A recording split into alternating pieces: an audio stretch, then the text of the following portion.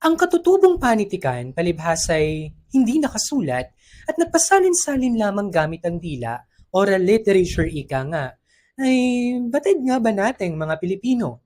Ani ni Damiana L. Eugenio, ang tinaguriang ina ng kwentong bayan ng Pilipinas, kakaunti raw ang kaalaman ng mga Pinoy tungkol sa katutubong panitikan ng ating bansa. Nakapanghihinayang daw na kahit ang mga edukado ay kakaunti ang nalalaman tungkol dito. Sapagkat aniya, ang katutubong panitikan ay mayaman daw sa impormasyon tungkol sa atin bilang mga Pilipino. Ang ating mga paniniwala, mga katutubong ideya tungkol sa daigdig at ang kaugnayan nito sa buhay nating mga tao. Ang ating pag-uugali at nararamdaman sa ating sarili, sa ating pamilya at sa bathala na gumagabay sa pwersa ng kalikasan at kapalaran ng sangkatauhan. Pero, teka, ano nga ba itong katutubong panitikan? Bago dumating ang mga Kastila, mayroon na tayong sariling panitikan. Ito ay binubuo ng mga bugtong, epiko, mito at mga awit na hinihimig at isinasalaysay ng ating mga ninuno sa kanilang panahon. At dahil walang papel at panulat noon, ang kanilang mga bibig ang naging tulay upang makatawid ng mga ito sa iba't ibang henerasyon. Kaya nga ito rin ay tinatawag na pasalitang panitikan, mga kwentong nagpasalin-salin gamit ang ating bibig. Ang katutubong panitikan ay nahahati sa tatlong kategorya. Una, ang karunungang bayan. Ikalawa, ang awiting bayan. At ikatlo, ang salaysaying bayan. Pamilyar ba? Dadalumatin natin iyan isa-isa. Ihanda ang isip, huwag muna matutulog dahil tatalakayin na natin ang karunungang bayan ng Pilipinas. Ang Pilipinas, partikular ang katutubong panitikan, ay mayaman sa kultura at paniniwala. Noon pa man, likas na sa ating mga Pilipino, lalo na sa ating mga ninuno, ang maghayag ng iba't ibang aral at kaisipan na magpapaunlad sa ating pagkatao. Kabilang na riyan ang pagbigkas ng mga karunungang bayan. Pamilyar ba? Kung hindi pa, tara na't sabay-sabay nating alamin ang unang kategorya ng katutubong panitikan na tiyak akong huhubog sa inyong pag-uugali at talas ng inyong pag-iisip. Ang karunungang bayan o folk speech sa Ingles ay isang sangay ng panitikan na nagsilbing daluyan sa pagpapahayag ng mga kaisipan, karunungan at paniniwala ng ating mga ninuno sa pamamagitan ng pasaling dila. Binubuo ito ng mga bugtong, bulong, kasabihan, palaisipan, salawikain at sawikain. Kadalasan itong binibigkas noon sa pagtuturo ng kagandahang asal, pagbibigay babala at pagbibigay aliw sa mga tao. Dahil natatangi ang estilo ng katutubong pananalita, ay nagkakaiba-iba ang tampok nito sa balarila o grammar, pagbigkas at gamit ng salita sa iba't ibang rehiyon. Sa ating talakayan, dalawa lang dito ang bibigyan natin ng diin batay sa sulat at dalumat ni Damiana L. Eugenio, ang bugtong at salawikain. Ang bugtong o rida sa Ingles ay isang mahalagang bahagi ng kulturang Pilipino na nagpapakita ng katalinuhan, pagkamalikhain at pagmamahal sa sariling tradisyon. Hindi lang ito binibigkas ng bibig at nagbibigay aliw sa kabataan at matatanda, kundi ito ay sumasalamin sa pang-araw-araw na pamumuhay, kaisipan at pag-uugali ng mga katutubong Pilipino. Ayon sa pananaliksik ni Don V. Hart sa mga taga-Visayan, ang bugtong ay hindi lang libangan, kundi isang salamin ng buhay at gawin ng mga tao. Binibigkas ito tuwing may pagtitipon, pag-aani, paglilibing, panliligaw, at habang bakante sa pagtatrabaho. Sa ganitong paraan, ang bugtong ay nagsisilbing instrumento ng ugnayan sa komunidad at nagpapatibay ng pagkakakilanlang kultural. Nahati sa dalawang anyo ang bugtong, patula at tuluyan. Una, ang anyong patula o inverse, ito ay karaniwang binubuo ng dalawang taludtod na may maikling sukat at tugma. Ang ikalawang anyo naman ay binibigkas ng pasalaysay o tuluyan. Binubuo ng isang pangungusap na naghahayag ng deskripsyon o paglalarawan sa isang bagay. Paminsan-minsan, ito ay nasa anyo ng isang simpleng tanong. Ang Pilipinong bugtong ay communal. Ibig sabihin, ang kadalasang paksa nito ay naglalarawan sa mga bagay na madaling makita sa paligid o komunidad at mga kagamitan ng tao sa kanilang tahanan, gaya ng kawayan, niyog, pinya, manok, mata at itlog. Hindi rin mawawala sa bugtong ang mga tema ng malaswa at may dalawang kahulugan. Itinatampok nito ang sensitibong parte ng tao at gawain sexual na siyang paksa o bagay na pinaghahambing. Gumagamit ito ng simbolismo at metapora na humahasa sa imahinasyon at lohikal na pag-iisip ng tao. Narito ang ilang halimbawa. Ang sampayan sa unang bugtong ay ginamitan ng metapora dahil inihahambing ito sa hari o pari na karaniwang may maragyang kasuotan. Pero ang totoo, ang sampayan ay salamantali o tubo na sinasampayan ng mga damit. Kaya naman nasabing nagsusuot ng sari-sari dahil maraming klase ng damit ang nakasabit dito. Sa ikalawang bugtong, inihahambing ang guryon o saranggola sa isang bagay na ibinitis sa mataas na lugar. Ang pinagbitinan ay ang langit o himpapawid at ang guryon ay tila nakabitin sa taas habang lumilipad. Ginamit ang metapora para ilarawan sa malikhaing paraan ang itsura ng saranggola na para nakasabit sa langit. Masasalamin sa bugto ang pagkatao natin bilang Pilipino. Pinagyayaman nito ang wika, kultura at ating pagkakakilanlan. Pinapakita rin ito ang malikhaing pag-iisip ng mga Pilipino at ang pagpapahalaga nila sa talino, respeto at ugnayang panlipunan. Pinapagyabong din ito ang moral na pagpapahalaga sapagkat sa paglutas ng bugtong, ang kabataan ay natututong gumalang sa nakatatanda, nahuhubog ang pakikinig, pag-iisip at ang pasensya bago sumagot. Magandang aralin ang bugtong dahil panigurado'y naging katuwaan natin ito noong mga bata pa tayo. Pero ngayon, dumako naman tayo sa isa pang uri ng panitikan na naging bahagi ng ating buhay mula sa pag-usbong nito, ng ating kasaysayan hanggang sa kasalukuyan. Marahil narinig na ninyo ang mga katagang papunta ka pa lang, pabalik na ako. At ang nasa Diyos ang awa, nasa tao ang gawa. Alam niyo ba kung anong uri ng panitikan nito? Ang tawag dyan ay salawikain, na bahagi ng karunungang bayan ng Pilipinas. Ang salawikain ay bantog na matatandang kasabihan na puno ng aral at katotohanan. Maaari maging gabay ito tungo sa tamang direksyon at pamumuhay. Ito ay nagpasalin-salin buhat sa ating mga ninuno at kapupulutan ito ng mga kaalaman tungkol sa matandang kaugalian, paniniwala, gawi, at asal.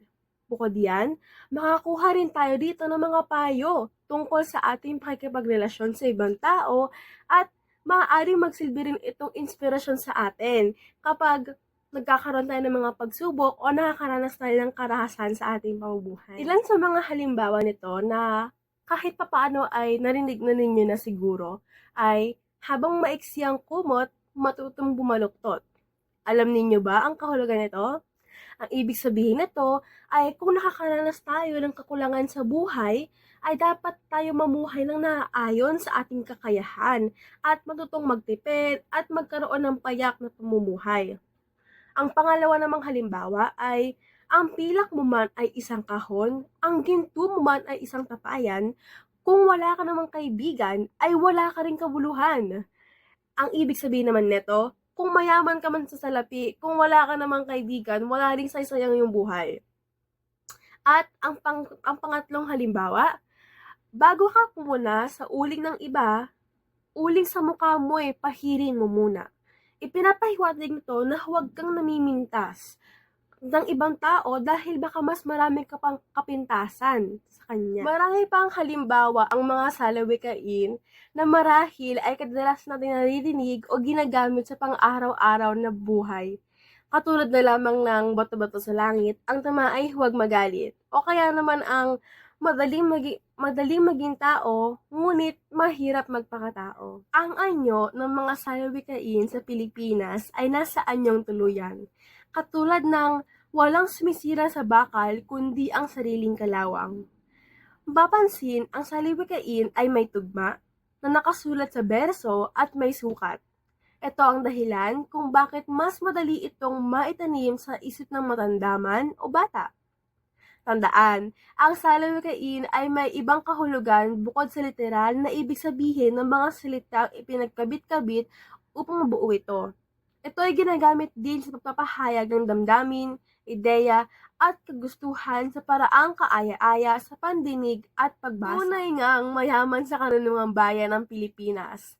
Mula sa mga bugtong at salawikain, mahusay nitong sinasalamin ang kultura, paniniwala at pag-uugali nating mga Pilipino.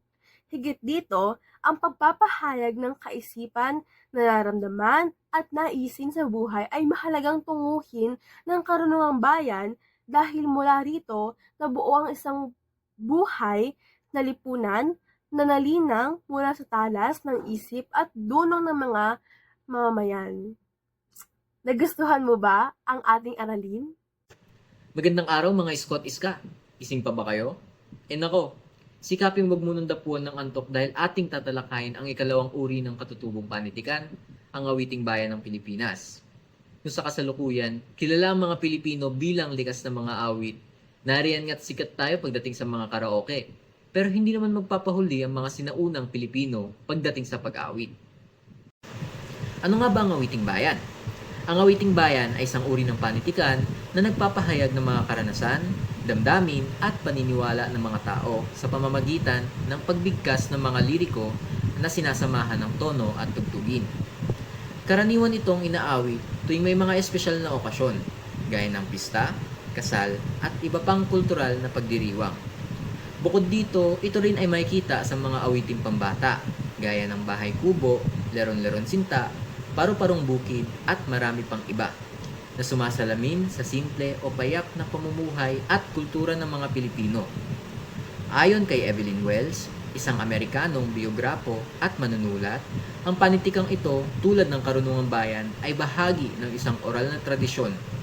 Nagpasalin-salin ito sa bawat henerasyon sa pamamagitan ng pag-awit, pagbigkas at pakikinig.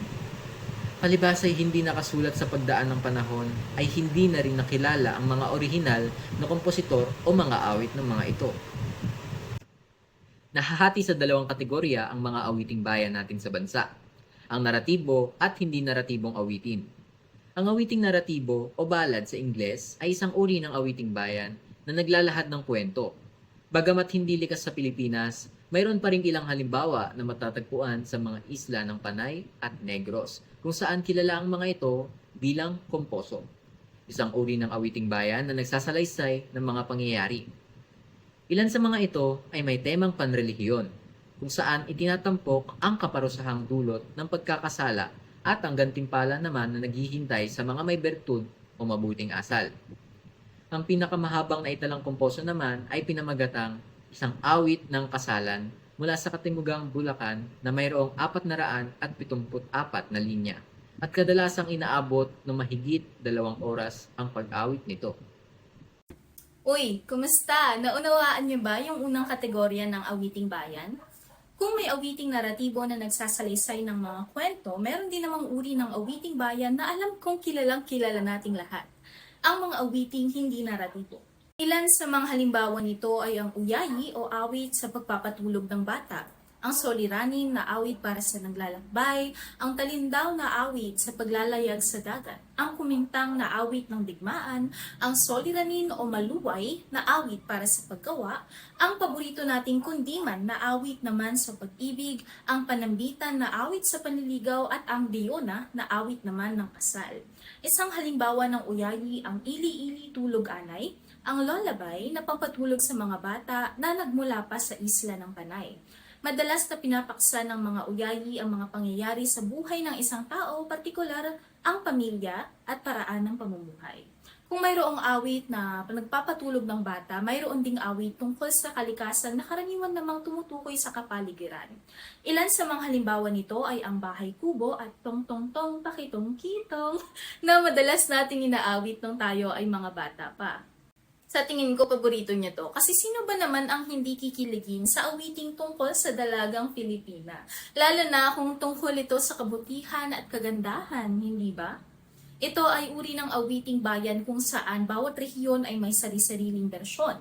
Kabilang dyan ang mga halimbawang taga Bicol, Ilocana, Amadayag at Daragang taga Cuyo. Isa rin naman sa awiting nagpapakilig ang kundiman, panambitan at diyona na umiikot sa mga yugto ng pagmamahalan at pilit sinasagot ang tanong na ano ba talaga ang pag-ibig.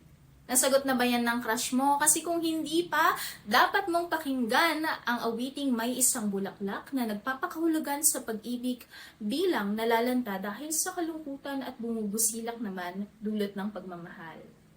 Alam mo ikaw, bet ko talaga yung personality mo eh. Yung tipong ang bilis mong makisama, kung tutuusin lahat talaga ng Pilipino ganyan. Kaya nga may mga awitin ng pagkakaibigan at pakikipagkaibigan.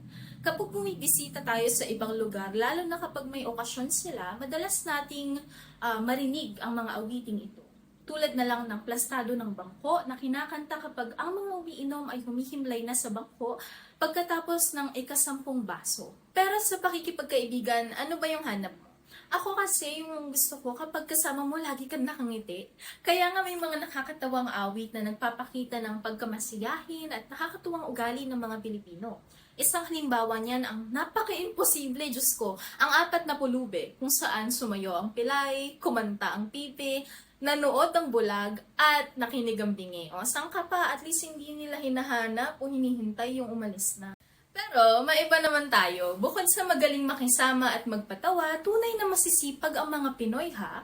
Isang magpapatunay dyan ng awiting pantrabaho na naglalarawan ng pursigido na paghahanap buhay at mga trabahong tulad ng pagsasaka, pagbabahaginan, barbero, pagsasayaw, pagbuburda, pangingisda, pagiging katulong sa bahay, pangangaso, paggawa ng palayok at marami pang iba.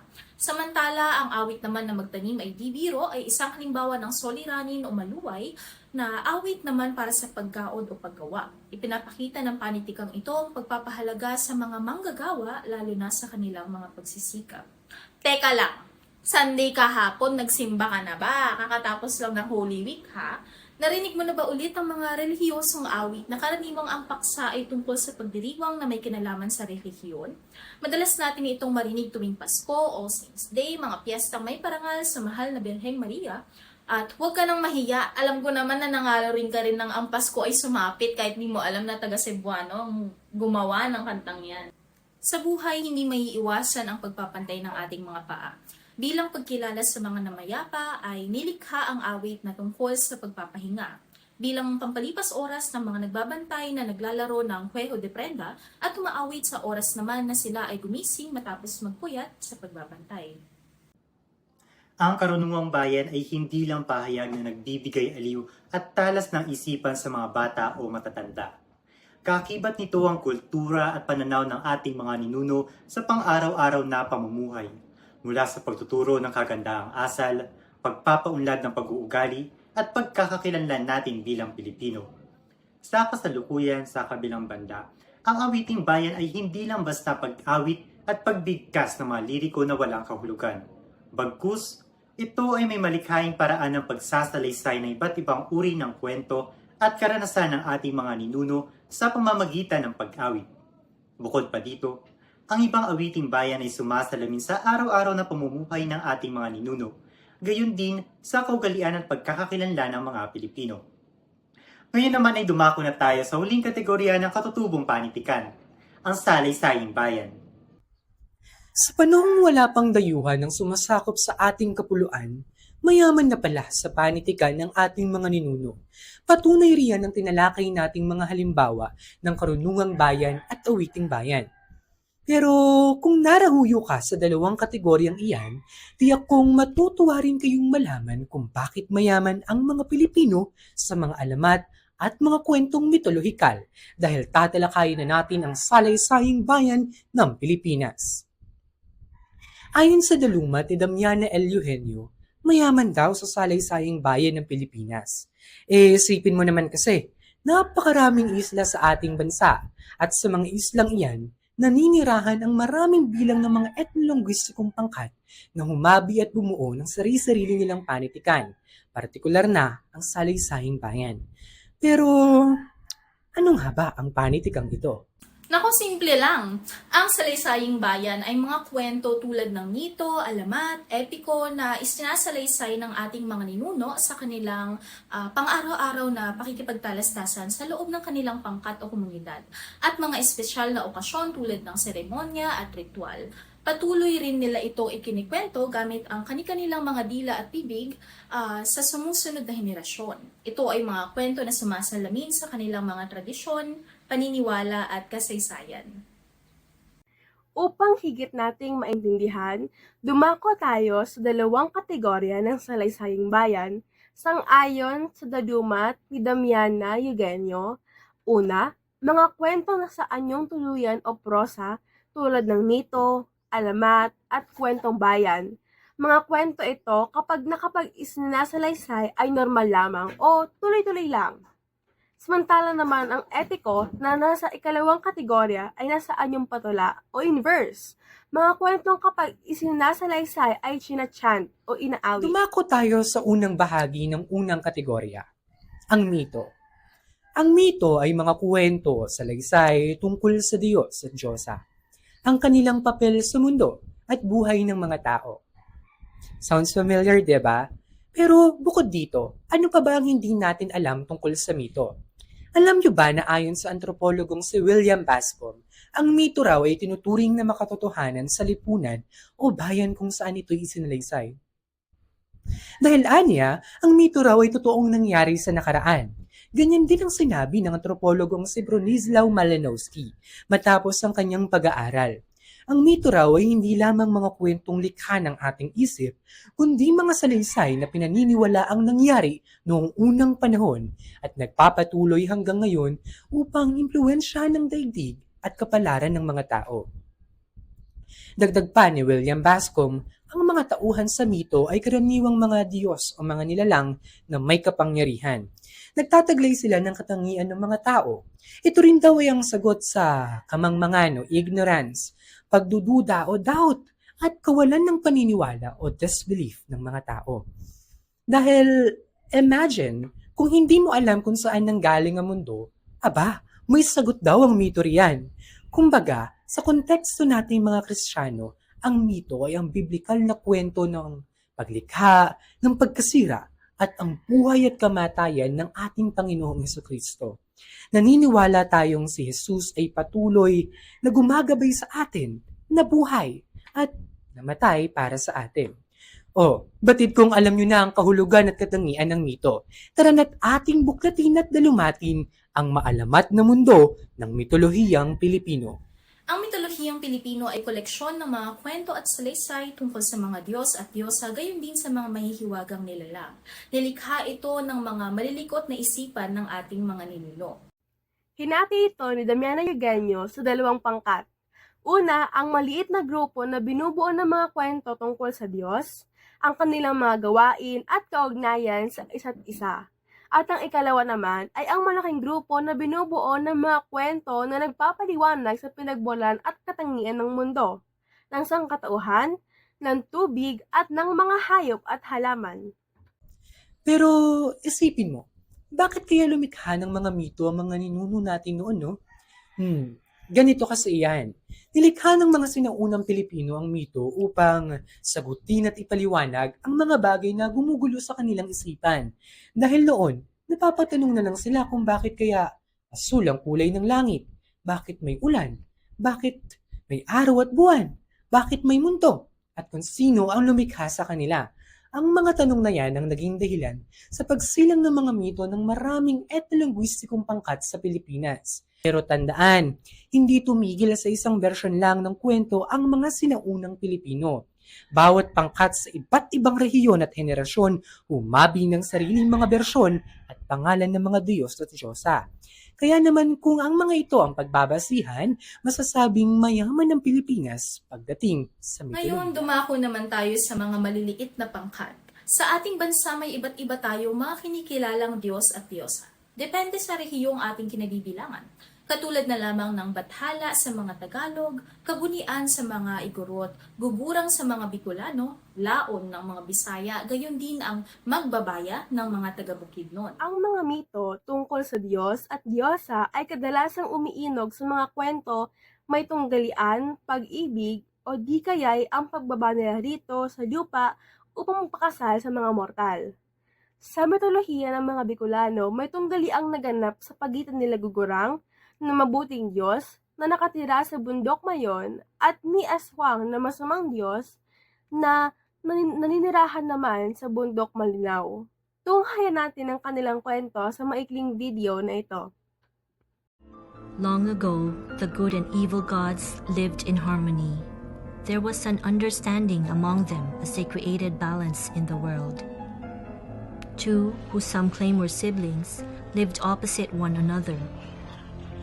Gugurang, the good god, lived inside Mount Mayon.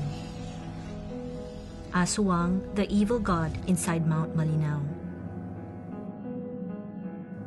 Gugurang controlled fire and thus controlled the people. When he was displeased with them, he would make the earth rumble from within the depths of Mount Mayon. If he felt the people's behavior was unforgivable, he would make the volcano erupt and wipe them out.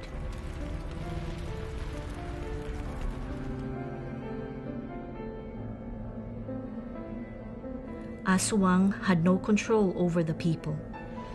Jealous of Gugurang's power, he begged for fire. Gugurang refused. He knew Aswang's intention was to gain favor by giving it to the people. They argued for what seemed an eternity, but Gugurang stood strong. Aswang made himself invisible and located the fire. He was able to distract the guards with gold. He placed the fire inside a coconut shell and raced back toward Mount Malinaw.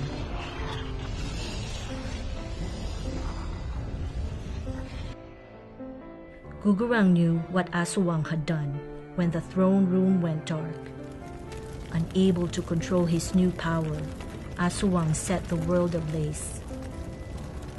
Every village that Aswang passed burst into flame. Gugurang followed the fire and eventually caught up to Aswang. He took back the flame and returned it to Mount Mayon. He cried for the gods to help him control the spreading flames. And it began to rain continuously. When the fire was stopped, he took revenge on Aswang by ordering lightning and thunder to attack Mount Malinaw. The people never forgave Aswang for the evil and destruction he had bestowed upon them.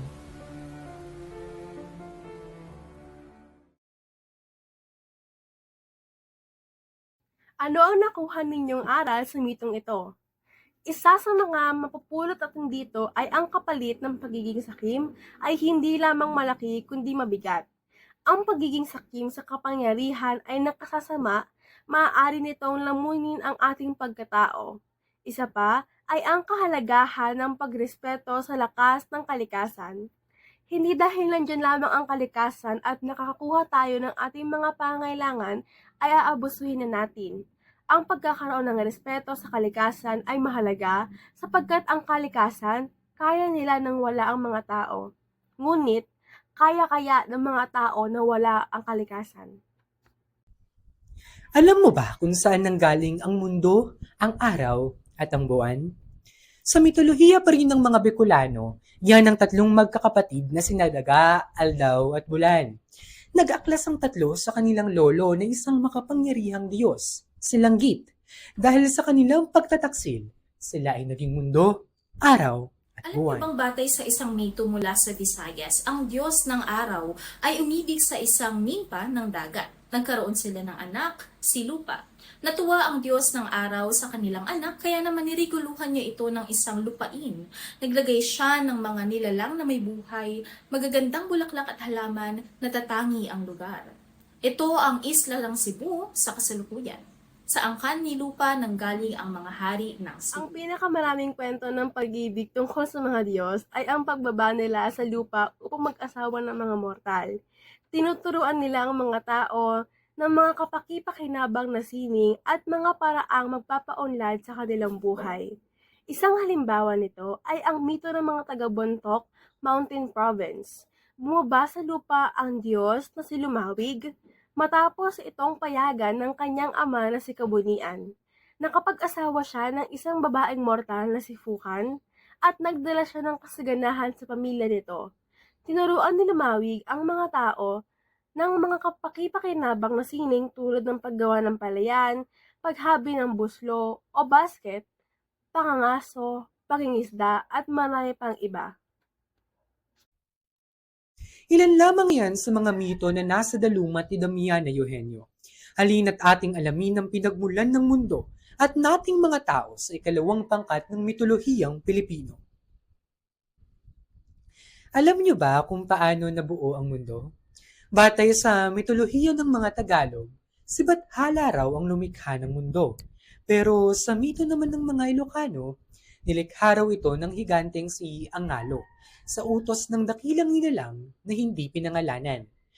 Samantala, sa Panay, sinasabi namang si Tungkong Langit ang lumalang ng mundo para sa lumisan nitong bana o asawa na si Alunsina. Sa kabilang banda, sinasabing ang mundo raw ay nabuo dahil sa tunggalian ni na langit at karagatan matapos silang pag-awayin ng isang dambuhalang ibon. At ito, for sure magugulat kayo. Ang mundo ayon sa mitolohiya ng mga sinaunang Pilipino ay nagmula raw sa isang substance o bagay. Halimbawa nito ang mito ng mga mangyan at sulod na ayon sa kanila, ang mundo raw ay nanggaling sa dumi ng isang bulating lupa o earthworm. O ito, alam niyo ba kung paano nagkaroon ng tao sa mundo? Oo naman, ayon sa mito ng mga taga-Ifugao, sa pagnanais na panahanan ang mundo, ang Diyos na si Kabigat mula sa kalangitan ay pinababa ang kanyang dalawang anak na si Wigan at Bugan gamit ang baha. Binigyan niya ito ng mga pangangailangan upang mabuhay. Ang magkapatid ay ikinasal, nagkaroon ng anak at namuhay sa mundo. At sino ba naman ang hindi makakaalala sa kwento ni na Malakas at Maganda, ang unang lalaki at babae sa mundo na umusbong sa isang kawayan. Sa Visayas, ang bersyon nito ay nagngangalang sina Sikalak at Sikabay. Aba, magpapahuli ba ang mga taga Mindanao? Ayon sa mitolohiya ng mga taga Bukidnon sa Mindanao, ang mga tao raw ay nilikha ng Diyos gamit ang lupa, tubig, kahoy at ratan. Ang mga ito ay nagsilbing katawan, dugo, buto at ugat ng mga tao. Gumamit din ng laway ang mga manlilikhang Diyos upang hulmahin ang katawan ng mga tao. Samantala, nagtataka ka ba kung bakit pango ang mga Pinoy? Baka dahil kay Fiwe?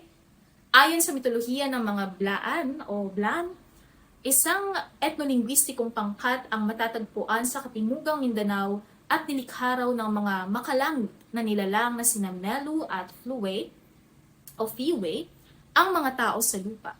Kaya nga lang, inilagay ni Fiwe ang mga ilong ng baliktad at ayaw makinig sa anumang pagtutuwid ni Melu. Nang hindi siya makatingin, mabilis na binaliktad ni Melu ang mga ilong sa tamang posisyon. Ngunit sa kanyang pagmamadali, napindot niya ang ugat ng ilong gamit ang kanyang daliri at ayun, naging sarap. Alam niyo ba, ang mga mito tungkol sa araw, buwan at mga tala ay nagpapaliwanag kung bakit ang araw at ang buwan ay sumisikat sa magkaibang oras ng araw, at kung bakit mas maliwanag ang araw kaysa sa buwan, at kung bakit may mga batik sa mukha ng buwan at araw, at ang pinagmulan ng mga tala. Kadalasang alitan o hidwaan sa pagitan ng araw at buwan ang pangunahing tema ng mga mito. Ang hidwaan ay maaaring tungkol sa mag-asawa, magkapatid, dalawang magkaibigan o magkaribal. Halimbawa nito ay ang hidwaan sa pagitan ng mag-asawang sina Araw at Buwan sa mito ng mga manobos sa Mindanao. Hinalikan ni Araw ang kanyang mga natutulog na anak. Nangagsunog ito at namatay. Sa galit ni Buwan, kinuha nito ang sunog na katawan ng kanyang mga anak at itinapon sa lupa. Sa panahong iyon, iniwanan niya ang kanyang asawa at magmula noon, ang araw ay palaging sumusunod sa buwan sa walang katapusang pagsilip ng liwanag at dilim. Alam niyo bang nagkaroon ng tao sa mundo matapos ang isang malaking baha? At nagmula sila sa pag-iibigan ni Wigan at Bugan. Ayon kay Eugenio, kung hanap mo'y kwento tungkol sa mga apoy o great fire sa ating mitolohiya, mukhang wala tayong kwento tungkol diyan. Pero mayaman tayo sa mga mito tungkol sa tubig at pagbaha. Isang halimbawa nito ay ang mito ng mga taga-Ifugao tungkol sa baha. Isang panahon ng matinding tagtuyot, iminungkahi ng mga nakatatanda na maghukay ang mga tao sa tuyong ilog upang matagpuan ang kaluluwa nito. Ibig sabihin, para makakuha sila ng malinis na tubig. Naghukay sila ng naghukay hanggang sa ikatlong araw, natuklasan nilang isang malaking bukal at dumaloy ang tubig ng mabilis. Nalunod ang mga saksi bago pa man sila makalabas ng hukay. At dahil sa kasiyahan, sa dami ng tubig, nagsagawa ang mga tao ng isang handaan. Habang nagdiriwang, dumilim at nagsimula ang malakas na ulan. Mabilis na tumaas ang ilog at napilitan silang tumaas sa bundok upang mailigtas ang kanilang buhay. Lahat ay nalunod maliban sa 2 tao, ang magkapatid na sinawigan sa bundok Amuyaw at Bugan sa bundok Kalawitan. Nang humupa ang tubig, natagpuan ni Wigan ang kanyang kapatid na si Bugan at pagkatapos malutas sa mga pag-aalinlangan ni Bugan sa pagpapakasal sa kanyang kapatid, sa tulong ng pangako ng Diyos na si Maknongan, sila ay nagsama at nagsimulang magparami ng tao sa mundo. Alam niyo, hindi ko alam kung bakit, pero sa tuwing umuulan, palagi na lamang sinasabi ng mga matatanda na maaaring nagkahiwalay ang mag-asawa. Bakit kaya? Alam niyo ba ang dahilan sa kasabihang ito? Naniniwala ang mga matatanda sa panay na ang ulan ay mga luha ni Tungkong Langit na nalulumbay sa kanyang nawawalang asawa na si Alonsina. Kapag umuulan, naniniwala naman ang mga manobo na si Diwata ang naghahagis ng tubig mula sa langit. Samantala, sa kwento ng mga ibanag, ang ulan ay mga luha ng mga taong nakakulong sa mga ulap ng malaking higanteng namuno sa mundo, dahil sa hindi pagsunod ng mga ito sa kanyang utos. Pero alam ko na alam ninyo na pagkatapos ng ulan ay inaabangan natin kung may bahaghari. Kung sa bagay, ang makulay na arko nito ay kaabang-abang sa bawat pagkatapos ng ulan. Alam ba ninyo na ang pinagmulan ng bahaghari ay galing sa anak ni Bathala na ang pangalan ay Bighari? Si Bighari ay mapagmahal sa mga bulaklak.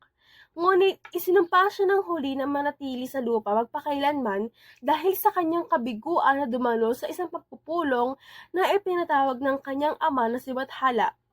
Ang bahaghari ay ang kanyang arko ng makukulay na bulaklak na nakikita natin sa langit.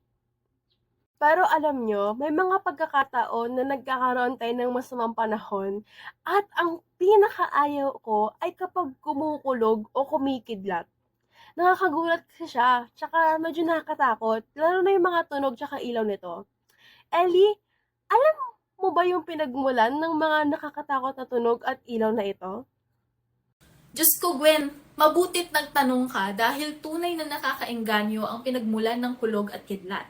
Sa kabila ng nakakatakot na tunog at itsura, napakaganda ng istoryang bumuo sa mga ito. Katulad sa tunay na buhay, ang kidlat at kulog ay magkasunod na nangyayari kapag may bagyo o umuulan. Kaya naman, madalas silang magkasamang nababanggit sa mga mito tungkol sa kanilang mga pinagmulan. Ang mga anak ng Diyos na nagpakasal sa isang mortal ay kadalasang nagiging kulog at kidlat. Sa isang mito ng Kankanay, isang katutubong pangkat sa Hilagang Luzon matapos daw mahati ang anak ni Lumawig at ng kanyang asawang mortal, ang ulo, na malakas magsalita ay nagalit dahil wala itong katawan. Kaya binigyan ito ni Lumawig ng katawan at mga binti nito at naging isang kulog. Sa kabilang banda, ang ibabang bahagi ay hindi nakakapagsalita, kaya binigyan ito ni Lumawig ng ulo. Pinakasalan nito si kulog at naging isang kidlat. Subalit, hindi lamang ito ang mga pangyayaring trahedya kung titignan, pero kamangha-mangha kung uunawain. Kayo, ano sa tingin nyo ang mga katulad nito? Na unang Pilipino na ang lindol ay sanhi ng paggalaw ng isang dakilang nilalang o poste na sumusuporta sa mundo. Halimbawa, naniniwala ang mga isneg, isang katutubong pangkat sa Hilagang Luzon na may poste na sumusuporta sa mundo at hindi kalayuan dito ay mga isang malaking igat at isang malaking alimango. Kapag nag-aaway ang dalawa, ang poste ay nagtatamaan ng buntot ng igat na nagiging sanhi ng paggalaw ng lupa. Pero kung ang nakakatakot na trahedya ay nagmula sa kwentong kamangha-mangha, paano kung babalik rin natin ito? Sino ang mag-aakala na ang magandang tanawing nakikita natin sa kalangitan kapag nangyayari ang eklipse ay nagmula pala sa katakot-takot na gabi ng lagim? Naniniwala ang mga sinuunang Pilipino na ang duyog o eclipse ay nagaganap kapag ang buwan ay kinain ng isang halimaw. Ayon sa Cebuano, ang halimaw na ito ay malaking ahas na si Bakunawa, isang higanteng tarantula, naman ito para sa mga manobo. Samantala, ayon sa mga Bagobo, isa raw itong malaking ibon na tinatawag na Noong Minukawa. bata kayo, nakaligo na ba kayo sa ilog? Nakainom ng tubig sa bukal? At nanghuli ng mga isda sa lawa? Alam nyo ba kung saan nagmula ang mga anyong tubig na iyan? Tulad ng mga alamat sa Pilipinas, ang mga mito tungkol sa pinagmulan ng mga ilog at iba pang anyong tubig ay madalas na umiikot sa kapalaran ng mga magkasintahan. Ang isang ilog sa Mindoro na tinatawag na mag-asawang tubig ay may magandang kwento sa likod nito. Ayon sa mito, may mabait at banal na mag-asawang nananalangin na sana ay pumanaw sila ng sabay. Ang kanilang panalangin ay pinakinggan at sila ay inilibing ng magkasama. At mula sa kanilang libingan ay sumibol ang isang ilog na pinangalanan ng mga tao na mag-asawang tubig bilang alaala ng kanilang pagmamahalan. Ang mga mainit na bukal ng Tiwi, isang bayan sa probinsya ng Albay, ayon sa mga mito ay nabuo nang bumaba ang Diyos ng araw upang pakasalan ng isang dalagang mortal. Gayunpaman, napakainit niya kaya lahat ng kanyang tiningnan ay nasunog kasama na ang kanyang mapapangasawa. Nang humupa ang apoy, ang natira lamang ay isang bukal kung saan umaagos ang mainit na tubig. Ang mga mito tungkol sa pinagmulan ng mga lawa sa mundo ay may karaniwang tema. Nabuo ang mga ito matapos palubugin ng Diyos ang isang bayan o nayon upang parusahan ang mga tao dahil sa isang malaking kasalanan na nagawa ng mga ito. Kaya ang lawa ng sampalok ay dating isang magandang hardin na may puno ng sampalok o tamarind na mayroong matamis na bunga. Ngunit dahil sa kasakaman at pagiging makasarili ng may-ari nito, pinalubog ito ng Saan Diyos. kaya nagmula ang mga bundok at bulkan ayon sa mga mito natin? Ang mga mito tungkol sa pinagmulan ng bundok at bulkan sa mundo ay karaniwang tema. Umusbong ang mga ito mula sa libingan ng mga tapat na magkasintahan. Halimbawa, ang bundok ng Mayon na umusbong mula sa libingan ng magkasintahang Daragang Magayon at Ulap. Alam niyo ba, ang mga mito tungkol sa pinagmulan ng mga hayop sa daigdig ay may nangingibabaw na tema. Ang magbabagong anyo ng mga tao bilang hayop. Ibig sabihin, ang mga hayop sa ating paligid, mga insekto katulad ng gagamba, kuliglig, bubuyog, mga ibon, mga hayop katulad ng unggoy, mga isda katulad ng dalag, hito at karpa, mga buwaya at pating ay dating mga tao. Karamihan sa kanila ay naging hayop bilang kaparusahan sa kasamaang ginawa nila sa iba. Ayon sa isang mito ng mga Tagalog, ang unggoy ay dating isang tamad at irresponsableng batang lalaki na labis na ginalit ang kanyang ama kaya't binato siya nito ng isang piraso ng kahoy. Ang kahoy ay bumaon sa kanyang likod at siya naging unggoy. Ang pating ay dating isang mayaman, sakim, at mapag-imbot na lalaki na ginawang pating ng Diyos ng dagat. Ang palaka naman ay dating isang lalaki na walang ginawa kundi kumain, kaya lumaki ang kanyang tiyan, habang ang kanyang mga braso at binti ay nanatiling manipis dahil sa kakulangan ng ehersisyo. Isang araw, habang siya ay daladala sa isang basket ng kanyang asawa, siya ay nahulog sa tubig at naging palaka. Samantala ang tuko o gecko ay isang batang babae na may masamang ugali. Nagkakalat siya ng chismis tungkol sa ibang tao. Pinarusahan siya ng Diyos at ginawang tuko na walang masabi kundi ang salitang tuko, tuko. Na nangangahulugang ako ay nagkasala. Shout out sa mga plantito at plantita dyan. Nahilig rin ba kayo sa mga halaman nung panahon ng pandemya? Alam nyo bang maski ang pinagmulan ng mga puno at halaman, abay syempre may sagot ang mga mito natin dyan. Ang mga mito tungkol sa pinagmulan ng halaman at puno sa daigdig ay may karaniwang tema. Tumubo raw ang mga ito sa ibabaw ng libingan ng mga yumaong tao. Ayon sa mito ng mga sinaunang Pilipino, ang unang puno ng saging raw ay tumubo sa libingan ng isang batang babae na namatay sa kalungkutan dahil sa pagtutol ng kanyang mga magulang sa kanyang kasintahan. Samantala, ang puno naman ng niyog ay tumubo mula sa libingan ng isang binata na pinatay ng kanyang karibal at inilibing sa hardin ng kanyang kasintahang babae. Inalagaan nito ng dalaga at nang balatan niya ang bunga nito, ay nakita raw niya na ito'y kahawig ng ulo ng kanyang dating kasintahan, kaya tinawag niya itong niyog. Dagdag pa, ang sampagita ay tumubo sa lugar kung saan inilibing ang dalawang magkasintahan. Ang halaman ay tinawag na sampagita mula sa mga huling salita ng magkasintahan na sumpak kita. At dito nagtatapos ang ating talakayan sa mitolohiyang Pilipino. Sa huli, masasabi nating matatalino ang ating mga ninuno. Abay, sa likod ng kanilang mga isipan, nabuo ang maraming kwento na sumasalamin sa kanilang kultura at paniniwala. Kaya kung interesado kang malaman ang pinagmulan ng mga bagay-bagay sa paligid, ba't di mo subukang magbasa o manood ng ating mitolohiya? Sigurado akong may matututuhan ka. Oh, anong mito ang nagustuhan mo sa ating talakayan? Kawili-wili ang mga napili ninyong mga mito. At ngayon ay dumako naman tayo sa mga alamat. Noong bata pa kayo, may mga naririnig-rinig pa kayong mga alamat galing sa inyong mga magulang kagaya na lamang ng alamat ng pinya o di kaya ang alamat ng suklay? O di naman kaya ay binibilhan ba kayo ng tig sa 10 pisong libro na punong-puno ng mga alamat ng mga magulang nyo noon? Marahil ay naririnig-rinig nyo na ang mga ito noon pa man, kung kaya't ungkatin ulit natin ito at pag-usapan kung ano nga ba ang alamat. Ayon kay Thompson noong 1946, ang alamat ay isang kwento ng isang pambihirang pangyayari na pinaniniwala ang naganap sa nakaraan. Ayon naman kay Friedrich Rank, ang tinatawag nating alamat ay naiiba raw mula sa folktale o kwento-kwento. Ang tale ay karaniwang mas mahaba ngunit ang alamat naman ay mas maikli. Ang kwento o tale ay binubuo ng isang tiyak na bilang ng mga motif o pinakamaliit na mga unit ng pagsasalaysay na pinagsama sa artistikong at umuunlad sa paraan ng isang nobela sa isang kinalabasan.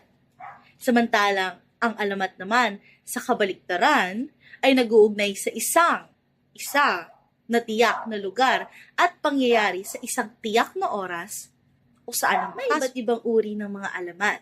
Ang mga alamat ng Pilipinas ay maaaring may uri sa mga sumusunod na grupo. Unang-una sa lahat ay ang kabayanihan at makasaysayang alamat tungkol sa epiko at iba pang bayani sa kultura. Dakilang tao sa kasaysayan, mga taong may pambihirang kapangyarihan. Ang uri ng alamat na ito ay maikling mga ulat ng prosa ng mga yugto sa buhay ng mga dakilang tao. Mga bayani ng kultura, mga bayani ng epiko, mga kilalang tao sa kasaysayan, at mga kalalakihan na may pambihirang kapangyarihan. Isang halimbawa nito ay ang bayani sa kultura tulad ng Angalo ng mga Ilocano at Biwag at Malana naman ng mga Ibanag na walang mga epikong tula na binubuo at ang mga pagsasamantala ay naitala lamang sa mga alamat. Halimbawa, sina Biwag at Mama ay inilalarawan sa mga alamat bilang magkaribal, na parehong nag-aangkin na sila ang pinuno ng mga Ibanag at nagmamahal sa parehong magandang babae. Ang ating pambansang bayani naman na si Jose Rizal ay isang halimbawa ng isang makasaysayang figura na nagbigay inspirasyon sa maraming mga Pilipino noon at naging isang malaking parte din sa paghuhubog ng kultura nating mga Pilipino. Kung kaya't siya rin ay naging parte sa uri ng alamat na ito. Isang halimbawa naman mula sa parte ng Visayas, ang matapang nagawa ng mga bayani tulad ni Lapu-Lapu sa Mactan at Datu Sumakwel ng Panay, at naitala sa mga alamat ito. Ang A Legend of Lapu-Lapu ay nagsasabi kung paano nakipaglaban at tinalo ng bayani ang isang karibal para sa pag-ibig ng isang prinsesa at kung paano niya pinatay si Magellan sa pamamagitan ng isang Dumako naman tayo sa pangalawang uri na kung tawagin ay mga alamat ng relihiyon, mga himala ng Diyos at ng kanyang mga banal, ang parusa ng dakilang makasalanan. Bilang mga Pilipinong pinalaki sa isang katolikong pamamahay, marahil ay may mga alam na tayo patungkol sa mga tinuturo ng pari sa misa, mga turo sa Biblia, at mga relihiyosong pangaral sa atin ng ating mga magulang simula noong bata pa tayo. Ang pagbubuo ng isang malaki at mahalagang pangkat ng mga alamat ay ang mga nagsasalaysay ng mga mahimalang pagpapakita ng Diyos at ng kanyang mga banal. Ang isang malaking katawan ng mga alamat ay lumago sa paligid ng banal na bata o ang mas kilala natin bilang Santo Niño, lalo na tungkol sa Santo Niño ng Cebu. Ang imahe ng Santo Niño ng Cebu ayon sa isang alamat ay sa una ay isang piraso ng nasunog na kahoy na nahuli ng isang mangingisda sa 3 sunod-sunod na paghagis ng kanyang lambat na kumukuha ng anyo ng banal na bata sa umaga. Ang Santo Niño ay madalas ding inilalarawan bilang isang malikot na bata na naglalaro ng kalokohan sa mga tao. Narito ang ilang halimbawa. Ang alamat ng banal na krus. Ang alamat ng banal na krus ay isa sa pinakakilalang alamat sa Bawan, Batangas. Sa kwentong ito, sa isang palayan daw nakatayo ang sinasabing krus na gumagawa ng himala. Ito raw ay naghandog ng tubig sa minamaltratong babae. Nais kasi ng malupit niyang asawa na kumuha siya ng tubig sa malayong lugar, kung saan malamig at malalim na ang gabi. Dagdag pa rito sa alamat naman mula sa Bohol, pinaniniwalaan kasing tinanggal ni Kristo ang kanyang kanang kamay mula sa pagkakapako sa krus. Dahil daw, pinagkalooban niya ng tinapay ang gutom na gutom at inosenteng lalaki na may barbas o balbas. Narito ilan pang alamat na naitala sa iba't ibang rehiyon. Pinagmula ng pangalan na Antipolo. Ang birhen na Antipolo ay 2 beses na nawala sa kanyang altar at sa parehong pagkakataon ay nakuha ito sa mga sanga ng isang puno ng tipulo kung saan hinango ang pangalan na Antipolo. Ang ikalawa ay ang Nuestra Señor de Salambao. Sila Nuestra Señor de Salambao, Santa Clara at San Pascual Bailon ay nag-anyong pulubi. Sa isang pagkakataon, may isang mabait na babae at walang anak ang nagbigay limos sa kanilang 3. Dahil sa kanya kabutihang loob, ginantimpalaan siya ng anak, isang himala mula sa mahal na birhen. Ang ikatlo naman ay ang mahal na birhen ng Kaysasay, Taal, Batangas. May isang deboto mula sa China ang pinugutan ng ulo dahil sa utos ng isang malupit na pinuno. Sa isang himala, binuhay siyang muli ng mahal na birhen ng Kaysasay bilang gantimpala sa kanyang pananampalataya. Sumunod, Our Lady of the Rosary of Lanaval. Isang deboto ang nasugatan na malupha at halos mamatay na. Pero dahil sa himala ng mahal na birhen ng Lanaval, siya ay nabuhay na 13 araw. Binigyan siya ng pagkakataon para magsisi at maumpisal bago siya tuluyang pumanaw. At ang panghuli, ang Our Lady of the Rosary of Manawag. Ang mahal na birhen ng Manawag ay gumawa ng 2 himala. Binuhay niya ang isang patay na bata at iniligtas ang buong Pangasinan sa pananalanta ng mga balang noong 1698 na maaaring magdulot ng tagutom. Pamilyar ba kayo sa mga engkanto? Mga kwento-kwento at alamat patungkol sa mga supernatural na mga nilalang, lalong-lalo na sa mga probinsya. Atin itong tatalakayin sa pangatlong uri na mga alamat na nagsasalaysay ng mga pakikipagtagpo sa mga supernatural na nilalang. Aswang, kapre, diablo, duwende, bukanto, bulto, matanda sa punso or nuno sa punso, sirena, santilmo, tiyanak, tikbalang, at iba pa. Noon pa man ang mga katutubong Pilipino ay naniniwala na sa iba't ibang mga supernatural na mga nilalang. Kasama na dito ang aswang, kapre, diablo, duwende, bukanto, mga aswang, nuno sa punso, mga sirena, santilmo, tiyanak, at ang tikbalang.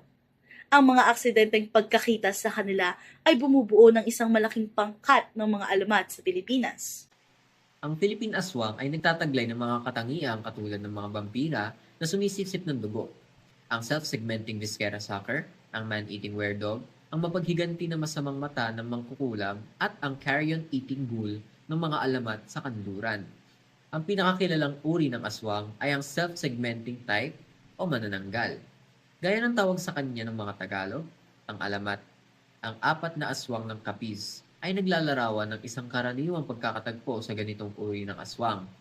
6 na mandaragat na naghahanap ng tuluyan sa isang bahay, ang pag-aari ng isang balo na may 3 magagandang anak na babae ay natuklasan na ang mga babae ay mga aswang. Nang gabing iyon, nung lumipad ang 3 anak na babae na iniiwan ang ibabang bahagi ng kanilang mga katawan. 3 sa mga mandaragat ang pinahiran ng abo, ang pinutol na bahagi ng mga katawan at binago ang kanilang posisyon nang mabalik ang mga kababaihan at hindi maaaring sumali sa kanilang mga katawan sa kanilang mas mababang mga paa at kamay. Sumigaw sila para sa tulong. Ang mabait na kapitan ng mga lalaki ay naghugas ng abo at ibinalik ang mga piraso ng katawan sa kanilang tamang lugar. Ang kapre naman, na galing sa isang alamat ng Oriental Mindoro, ay inilalarawan bilang isang lalaking may balbas na napakalaki, na kasing itim ng karbon. Pinausukan niya ang isang tabako na kasing laki ng isang puno ng saging, na may makapal na usok na lumalabas mula sa isang chimenea. Ang duwende o dwarf ay inilalarawan sa mga alamat bilang mapanganib o kapaki-kapakinabang sa mga tao. Ang mga encantos na tinatawag ding encantadas ng mga Tagalog ay ang mga alamat ng Bokanto ay nagpapakita ng iba't ibang paraan kung saan nakatagpo ang mga mortal sa mga mahiwagang nilalang na ito. Mula sa mga paningin lamang hanggang sa mas malalim na paglahok tulad ng pag-ibig, pag-aasawa o kahit kamatayan sa kanilang mga kamay. Ang pagbabalik ng isang espiritu mula sa mga patay ay maaaring maging palakaibigan o masamang hangarin. Ang ilang mga halimbawa ng magiliw na pagbabalik ng isang kaluluwa ay ang espiritu ng isang ina na babalik upang alagaan ang isang sanggol na bata at ang pagbabalik ng kaluluwa ng isang asawa upang maibigay ang kanyang pamilya. Ang mga alamat ng sirena ay nakalulungkot na kakaunti lamang. Isinasaalang-alang na ang paniniwala sa mga sirena ay malakas sa Pilipinas. Iba't ibang tinatawag na sirena, tataw duyong at manatee. Sa mga alamat, ang mga sirena ay karaniwang inilalarawan bilang magagandang kababaihan na may mahabang kulot na itim ng buhok at itim ng mga mata. Sila ay kalahating babae at kalahating isda. Sa isang alamat mula sa Ilocos Norte, isang lalaki na nag-alinlangan sa pagkakaroon ng gayong mga nilalang ang naakit at nahuli sa pagkanta ng isang sirena. Bigla niya natagpuan ang kanyang sarili sa isang kristal na palasyo sa ilalim ng dagat na may isang magandang sirena sa tabi niya. Siya ay nanirahan kasama ang sirena bilang kanyang asawa at bilang hari ng kanyang kaharian sa ilalim ng dagat. Sa loob ng 9 na araw, pagkatapos ay nakatakas siya at bumalik sa kanyang sariling bayan. Ang pantay na kagiliw-giliw ng mga alamat ay sinabi tungkol sa mga pakikipagtagpo sa tiyanak at tikbalang. Ang tiyanak ay karaniwang lumilitaw bilang isang walang magawa na sanggol, na kapag kinuha, niyakap at pinasuso, nagbabago ito sa tunay na kakilakilabot na anyo nito, at kinagat ang biktima kung minsan ay nagre-resulta sa pagkamatay sa huli. Ang iba pang mga supernatural na nilalang na kilala sa lokal at nabanggit sa mga alamat ng Pilipinas ay ang Shokoy, ang Alan, ang Snake Woman, ang Pugot, Agta, Amamanhig, Manliw, Busaw, at ang Sirig. Miscellaneous legends, sunken bell legends, legends tungkol sa buried treasure, kagiliw-giliw ng mga karakter, at iba pa. Ang 3 kategorya ng mga alamat na tinalakay hanggang ngayon ay hindi naubos ang hanay ng mga paksa ng mga alamat ng Pilipinas. Na may maraming mga alamat na hindi na ilalahad sa mga kategorya na nabanggit sa itaas, ang mga alamat tungkol sa mga lumubog na kampanilya, inilibing na kayamanan, pinagrumultuhan ng mga lugar, at hindi pangkaraniwan ng mga karakter tulad ni Doña Jeromina ay ilan lamang sa kanila. Alam niyo ba ang alamat na lumubog na kampana? Noong panahon ng pananakop ng Moro, ginamit daw ng mga tao sa baybayin ng Campanilla bilang babala sa paparating na pagsalakay. Ngunit sa bantang kukunin nito ng mga Moro, itinago nila ang kampana sa ilalim ng lupa o inilubog sa ilog. Dito nagsimula ang alamat na lumubog na kampana dahil hindi na ito muling natagpuan. May mga alamat din pumapaksa sa eksplorasyon o paghahanap ng mga kayamanan. Sa kabila ng mga palatandaan gaya ng puting mga daga, isang manok, at isang maiwagang tinig na nagtuturo sa lokasyon ng kayamanan, kadalasan ito'y humahantong pa rin sa kabiguan. Pinaniniwalaan kasi na ang mga bayani ang umaangkin sa mga kayamanang ibinaon sa lupa ng mga mortal. May mga oras ba na napapaisip kayo kung saan nanggagaling ang mga pangalan ng mga lugar na natadaanan nyo sa araw-araw? Na kung may malalim ba na pinanggalingan o di kaya naman ang pangalan lang ba ito ng mga dating may-ari nung panahon ng Amerikano o Espanyol? Pwes, bahagyang masasagot ito ng mga alamat na pumapatungkol sa mga pangalan ng lugar. Mga alamat ng pangalan ng lugar. Sapagkat ang bawat bansa ay may mga alamat na pumapatungkol sa pangalan ng mga lugar o syudad na kilala sa kanila. Ang Pilipinas ay walang pagbubukod. Ang bawat lalawigan ay may koleksyon ng mga ulat kung paano nakuha ng bawat bayan at baryo ang pangalan nito. Sa kabila ng maraming pagkakaiba-iba ng mga paraan kung saan pinangalanan ang mga lugar. Gayunpaman, ang ilang mga pattern ng katutubong etimolohiya ay maaaring makilala. Ang pinakakaraniwang mga pattern ay inilalarawan sa Ang isang lugar ay ipinangalan sa isang tao o mga tao. Kaya ang Maribeles ay nagmula sa pangalan ng isang batang babae, si Maria Velez. Ang Mindoro ay nagmula sa mga pangalan ng isang mapagmahal na mag-asawa, sina Mina at Doro. Ang Maria Cristina Falls ay nagmula sa mga pangalan ng dalawang magkapatid na babae, sina Maria at si Cristina. Ang isang lugar ay ipinangalan sa isang halaman o iba pang bagay na natagpuan ng mga unang naninirahan sa lugar na iyon. Kaya ang lukban ay tinatawag na gayon dahil nakita ng mga unang naninirahan ang isang puno ng lukban na namumulaklak. Kadalasan, ang isang pangalan ng lugar ay resulta ng isang di pagkakaunawaan sa salita at sa bahagi ng isang dayuhan na nagtatanong sa isang banyagang wika nang hindi na uuunawaan ng mga taga-baryo. Ang resulta ay ang mga pangalan tulad ng Kalamba dahil naisip ng may-ari ng tindahan na ang opisyal ng Espanya ay nagtatanong ng pangalan ng garapon ng tubig. At Masbate dahil ang mag-asawa ay nagtanong, naisip na ang Espanyol ay nagtatanong sa kanila kung ano ang kanilang ginagawa, nagamasa at nagabati. Sa maraming pagkakataon, ang pangalan ng isang lugar ay ipinaikling anyo lamang ng isang parirala na binigkas ng isang tauhan sa alamat. Kaya mayroon kaming mga pangalan tulad ng Tagaytay mula sa Taga-Itay or Strike Father. Marikina mula sa Marikit ka na, maganda ka na. At Banahaw mula sa Ba-Anahaw, sayang anahaw. Ang ilang mga pangalan ng lugar ay naglalarawan lamang sa lugar. Halimbawa, ang Maynilad ay nangangahulugang there are nilad plants there. Lawag ay nangangahulugang masigla. At Iloilo mula sa Irong-Irong ay naglalarawan sa ilog bilang hugis ng ilong. Ang isang lugar ay kung minsan ay ipinangalan sa isang santo na tagapagtaguyod o isang banal na tao. Kaya ang mga bayan ng San Miguel at San Isidro ay ipinangalan ng ayon sa kanilang mga santo na patron. At Santa Ana sa Maynila, ipinangalan sa isang mabait at magandang babae na galing sa kumbento na misteryosong nawala. Mayaman sa alamat ng ating lahi. Patuloy sana natin itong pahalagahan at alamin. Samantala, ang huling bahagi ng salaysayang bayan na nasa inyong tuluyan ay walang iba kundi ang kwentong bayan. Ang mga kwentong bayan ay mga salaysay na nasa inyong tuluyan at katang-isip lamang. Tandaan, fiction lang. Ito ay may 4 na uri. Una, ang mga kwento ng mga hayop at pabula.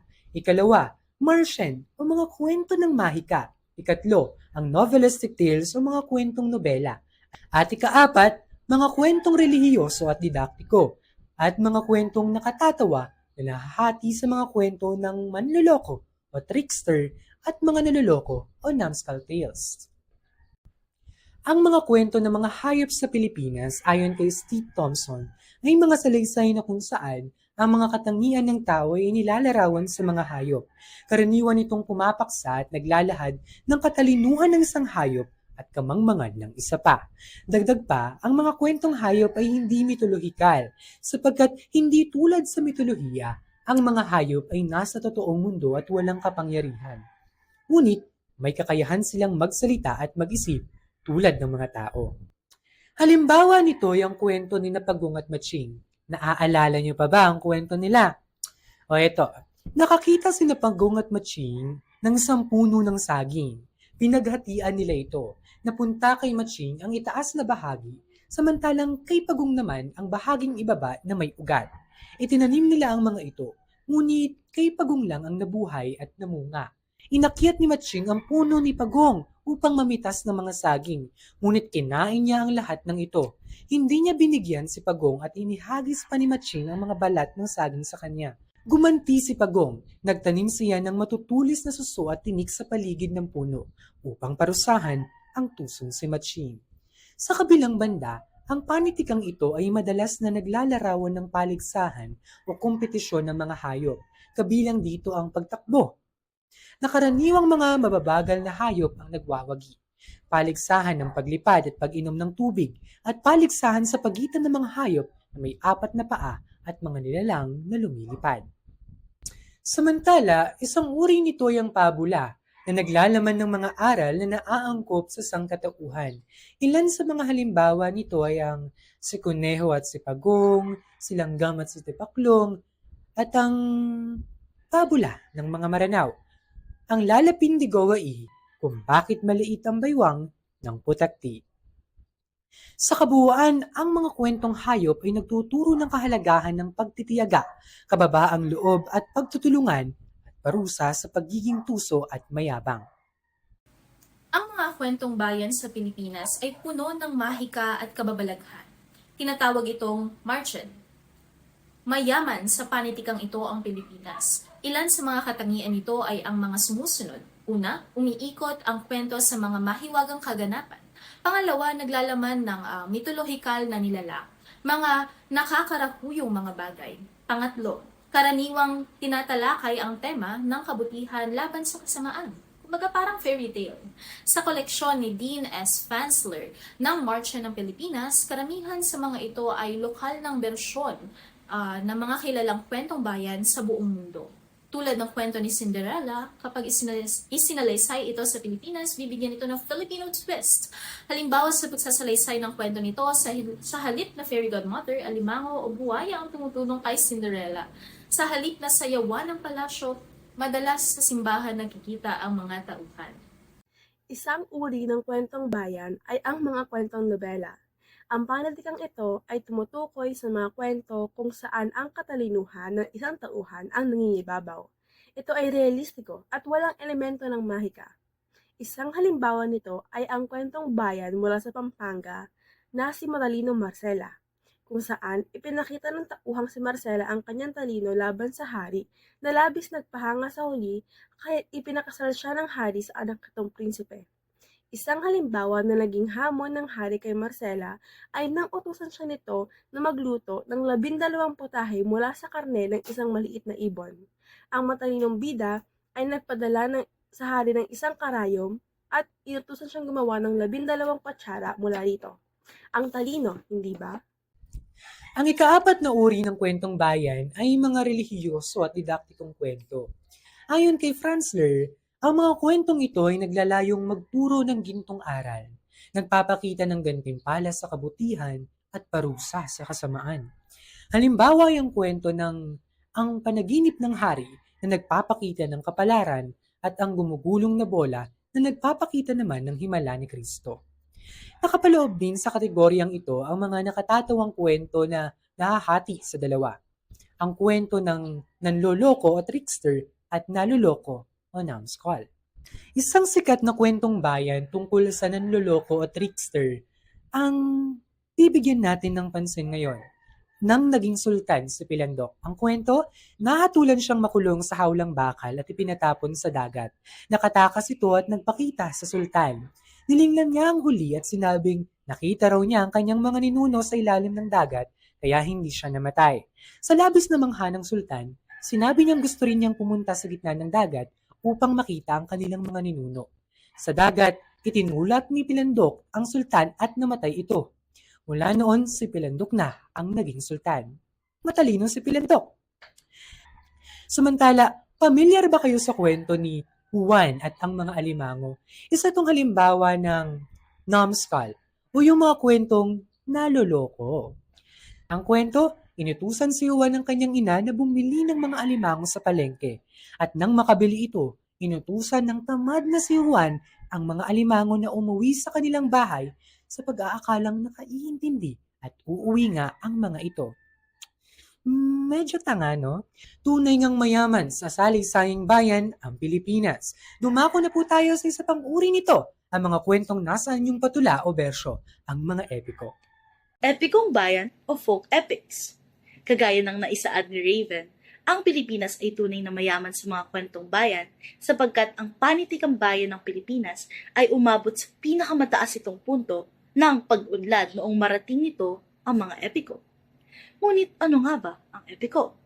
Ang epiko ay mahabang salaysay ng mga bayanihang nag-uulat ng mga pakikipagsapalaran ng mga bayani ng bawat tribo. Nagtataglay ito ng napakalaking parte ng mga salaysay ng bayan na nakilala sa pamamagitan ng pag-angat ng estilo at paksa at ipinadala lamang ng isang piling pangkat ng mga awit o chanters. Ayon kay Espirition Arsenio Manuel o mas kilala bilang E. Arsenio Manuel, ang mga salaysay na patungkol sa bayanihan na kung tawagin niya ay folk epics o ethno-epics ay tumutukoy sa mga tuntunin na may mga karaniwang katangyan na unang-una, mga salaysay na may matagal na haba, batay sa oral na tradisyon, umiikot sa mga supernatural na kaganapan o kabayanihan, sa anyo ng taludtod, inaawit, at may isang tiyak na kabigatan ng layunin, pagpapatunay ng mga paniniwala, kaugalian, ideya, o mga halaga ng mga buhay ng tao. Sa ngayon, higit sa 20 pa lamang, nakatutubong epiko ang nakolekta, na-transcribe, isinalin, at na-publish. Ngunit, marami pa rin ang kailangang i-transcribe, isalin, at i-edit para sa publikasyon. Sa mga nailathala na at ginagamit ng mga scholar, 2 lamang ang nagmula sa mga Kristiyanong Pilipino at ang natitira nagmula sa mga di-Kristiyanong grupo gaya ng mga kikita sa mga epiko na Unahin natin ang mga epiko mula sa Luzon, ang mga epikong galing sa mga Kristiyanong grupo. Ang biyag nilamang na mula sa rehiyon ng Ilocos ang pinakakilalang epiko ng Kristiyanong Ilocano.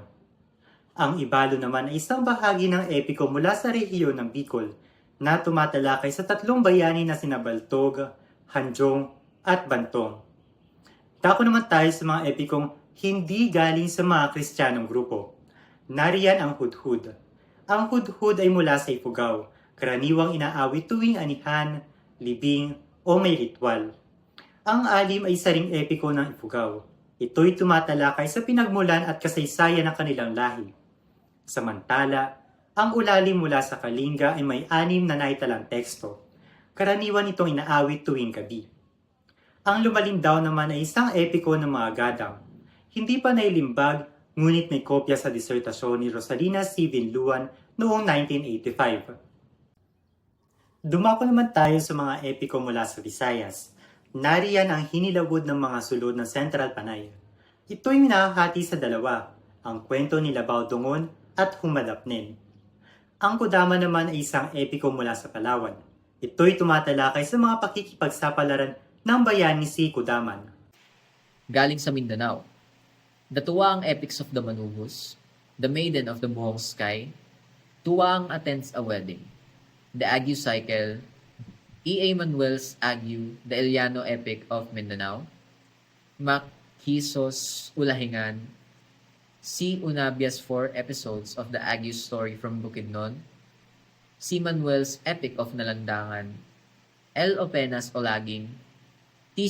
Toy's Bukidnon, Ascension to Heaven, prose, The Tulilangan of the Ilianons Manobos, H. Wrigglesworth's Tulalang Slays the Dragon, the hero of which is Tulalang, a cousin of Ague, The Darangen of the Maranao, Bantugan, Radya Indarapatra, Suban on Epics, E. Malagar's Guman of Dumalinaw, G. Okotoren, Sag Tobignog, Keboklagan, The Kingdom of Keboklagan, and B. Resmas Keg Sumbaneg Sandayo, The Tale of Sandayo. galing sa Mindanao. Datuwa ang epics of the Manubos, The Maiden of the Buhong Sky, Tuwang Attends a Wedding, The Ague Cycle, E.A. Manuel's Ague, The Iliano Epic of Mindanao, Makisos Ulahingan, C. Unabia's 4 episodes of the Ague story from Bukidnon, C. Manuel's Epic of Nalandangan, L. Openas Olaging, T.C. Toy's Bukidnon, Ascension to Heaven, prose, The Tulilangan of the Ilianons Manobos, H. Wrigglesworth's Tulalang Slays the Dragon, the hero of which is Tulalang, a cousin of Ague, The Darangen of the Maranao, Bantugan, Radya Indarapatra, Suban on Epics, E. Malagar's Guman of Dumalinaw, G. Okotoren, Sag Tobignog Keboklagan, The Kingdom of Keboklagan, and V. Resmas Keg Sumbaneg Sandayo, The Tale of Sandayo. Ang mga epiko ay karaniwang kinakanta ng ating mga ninuno tuwing kapistahan, may kasal, binyag, burol, ritual, at mga pagtitipon hinggil sa kasunduang pangkapayapaan. Ang mga awit ng epiko ay maaaring lalaki o babae. Natuto sila sa pag-awit mula sa pakikinig sa mga nakakatandang kamag-anak o sa mga awit ng kanilang komunidad.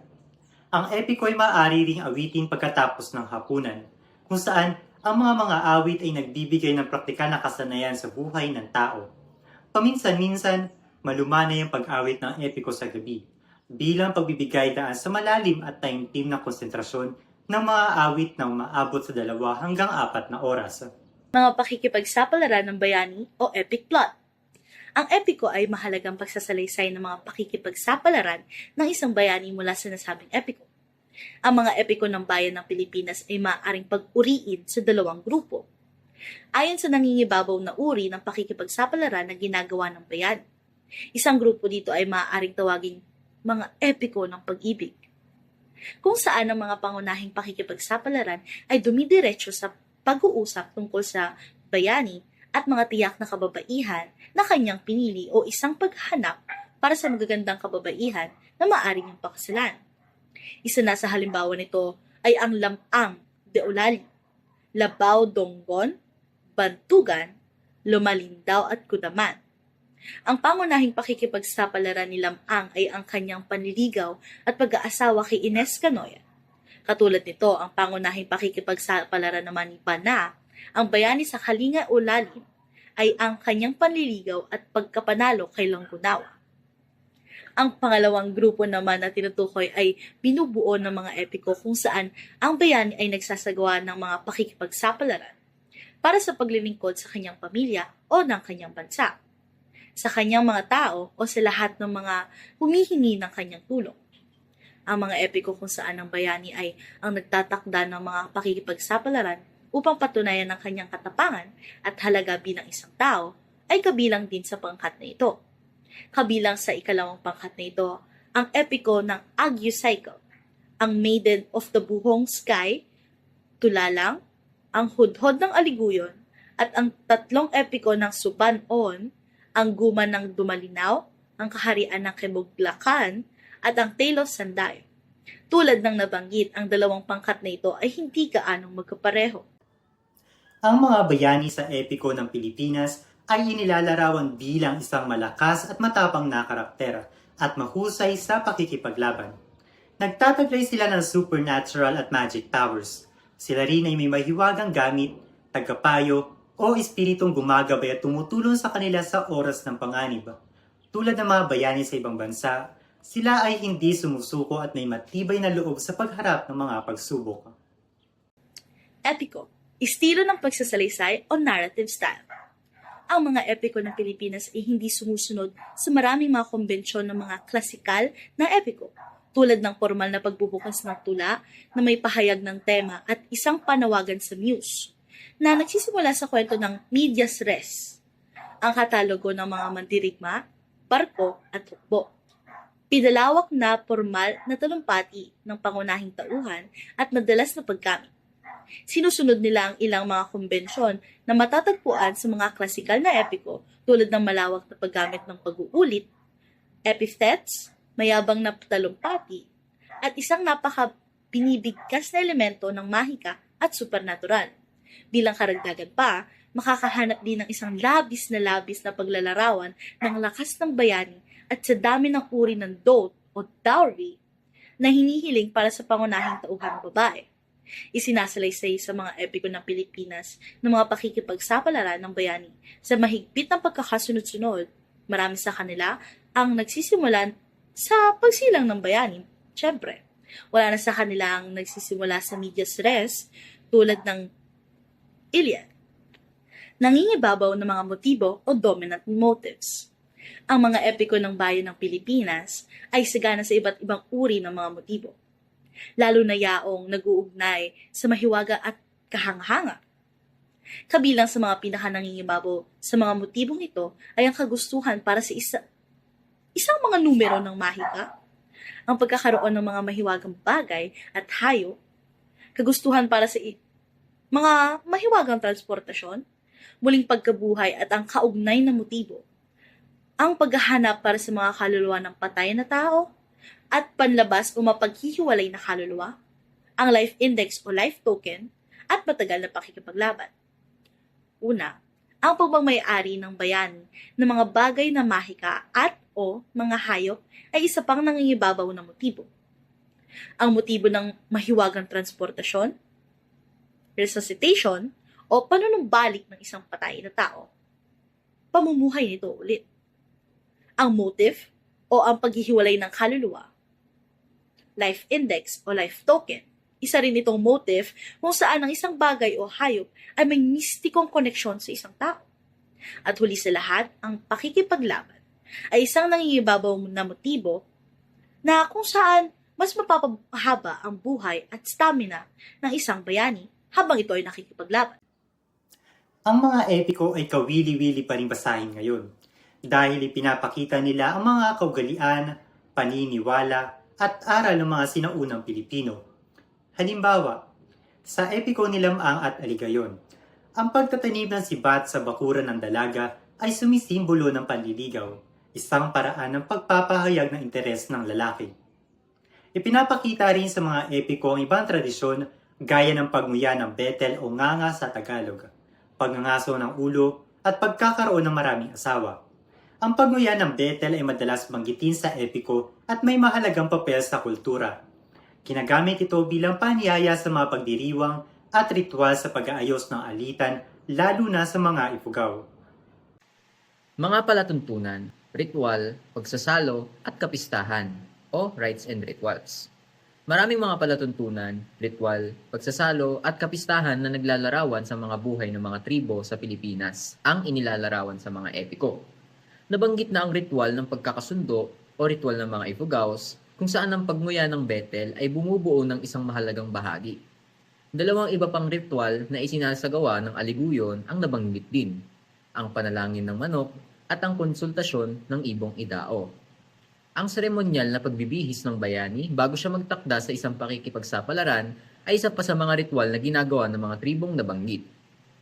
Mayroong ding ritual ng pagpapahid, pagsusuklay at pag-aayos ng buhok ng bayani sa mga coil at buhol bago siya lumabas at tumuloy sa pakikipagsapalaran at naitampok din ito sa mga epiko ng Subanon. Ang paghahain o pagsasakripisyo sa isang tao ay isa pang ritual na inilalarawan sa dalawang Subanon na epiko. Kapag ang bangka ni Datu Timuay ay hindi gumagalaw sa kibuklagan, isinasakripisyo ng Datu ang isa sa kanyang mga kasama. Sa sandayo, sa tuwing uuwi ang bayani mula sa isang pakikipagsapalaran, ang kanyang mga magulang ay nagsasagawa ng isang ritual ng dugo para sa kanya bilang pasasalamat. 7 lalaki at 7 babaeng tagapaglingkod ang pinugutan ng ulo para sa hangaring ito. Ang mga kapistahan at kapistahan ay isang paboritong preoccupation ng mga tribal na Pilipino. Sa Kudaman naman, halimbawa ang buhay ay tila isang walang katapusang pag-ikot ng mga pagdiriwang. Ang pinakamadalas na ipinagdiriwang kung saan ay ang pagdiriwang ng alak, ang pagdiriwang ng mga gong, at ang kapistahan bilang parangal sa Panginoon ng bigas. Ang bigas ay isang mahirap makuha at napakahalagang kalakal sa Palawan. Sa Subanon, ang buklog o ang pagdiriwang ng sayawan, pag-awit at pagdiriwang ay ang pinakamahalagang kaganapan sa lipunan. Mga halaga o values. Tulad ng sa ibang mga bansa, ang mga epiko ng Pilipinas ay naglalarawan ng universal na mga bayanihang halaga ng katapangan, lakas at lakas ng pakikipaglaban sa kanilang mga bayani. Labis na hinahangaan ng mga katangiang ito na madalas na inilalarawan ng mga epikong mga awit ang kanilang mga bayani bilang gumaganap ng kamanghamanghang mga gawa ng lakas. Tulad ng kapag ang Subanon na bayani si Sandayo ay inilarawang sa ganito. Sa isang tulak sa kanyang kaliwa, mga 500 mandirigma ang namatay. At sa isang tulak sa kanyang kanan, ang kahangahangang pagtitiis sa labanan ay isa pang kalidad na pinuri sa mga bayani. Ang isang napakalakas na pakiramdam ng tungkulin ay ang Code of Honor na nabubuhay ng bayani ng epiko ng Pilipinas. Maging ito man ay patungo sa kanyang bansa at mga tao o iba pang pamilya o iba pang nangangailangan. Ang pakiramdam ng tungkulin ng bayani sa kanyang pamilya ay bahagi ng kung ano ang maaari nating tawaging mga halaga ng pamilya at ipinahayag sa pag-ibig na nagbubuklod sa mga miyembro ng pamilya sa bawat isa. Halimbawa, ang pag-ibig sa isang magulang ay nag-uudyok ng iilang mga bayanihang pakikipagsapalaran. Tulad ng kapag si Lamang ay naghahanap para sa kanyang ama o kapag ang dalawang anak na lalaki ni Labaw Donggon ay nagtakda upang iligtas ang kanilang ama at ipaghiganti ang kanyang pagkatalo at pagkabilanggo ni Saragnayan. Ang malapit na ugnayan sa pagitan ng mga magulang at mga anak ay pinapakita sa maraming iba't ibang mga paraan. Ang mga magulang ay may aktibong papel sa mga plano sa kasal ng kanilang mga anak. Pagtatakda ng mga tuntunin ng dote, pamumuno sa kapistahan ng kasal, pagtulong sa bayani na maghanda na lumabas sa kanyang mga pakikipagsapalaran at iba pa. Ang Subanon, Hero Sandayo, ay isang epikong bayani na pinakamahusay na nagpapakita ng isang napakamapagmahal na relasyon sa kanyang mga magulang. Ang mga ugnayan sa pagitan ng mga kapatid, pinsan, tiyahin at tiyuhin ay pantay na mainit at mapagmahal.